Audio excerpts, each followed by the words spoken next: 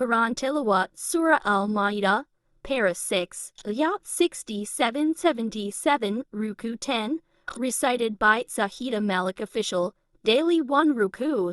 يا أيها الرسول بلغ ما أنزل إليك من ربك وإن لم تفعل فما بلغت رسالته والله يعصمك من الناس إن الله لا يهدي القوم الكافرين.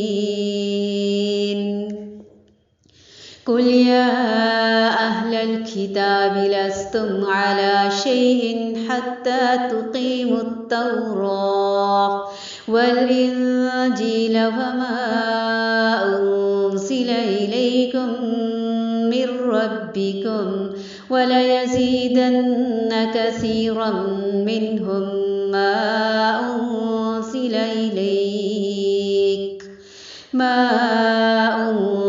إليك من ربك طغيانا وكفرا فلا تأس على القوم الكافرين. إن الذين آمنوا والذين هادوا والصابئون والنصارى من آمن بالله واليوم الآخر وعمل صالحا فلا خوف عليهم ولا هم يحزنون. لقد أخذنا ميثاق بني إسرائيل وأرسلنا إليهم رسلا كلما جاءهم رسول بما لا تهوى أنفسهم فريقا كذبوا وفريقا يقتلون وحسبوا ألا تكون فتنة فعموا وصموا ثم تاب الله عليهم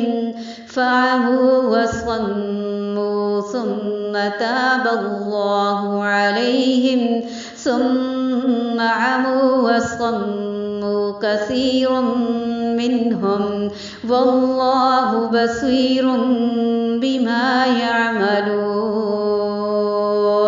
لقد كفر الذين قالوا إن الله هو المسيح ابن مريم وقال المسيح يا بني إسرائيل اعبدوا الله ربي وربكم إنه من يشرك بالله فقد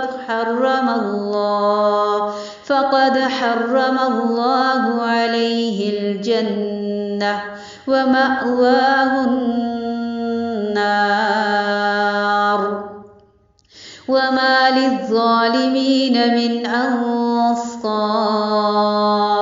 لقد كفر الذين قالوا إن الله ثالث ثلاثة وما من إله إلا إله واحد وإن لم ينتهوا عما يقولون ليمسن الذين كفروا منهم عذاب أليم. أفلا يتوبون إلى الله ويستغفرونه والله غفور رحيم. ما المسيح ابن مريم إلا رسول قد خلت من قبله الرسل وأمه صديقة كانا يأكلان الطعام انظر كيف نبين لهم الآيات ثم انظر أنى يؤفكون.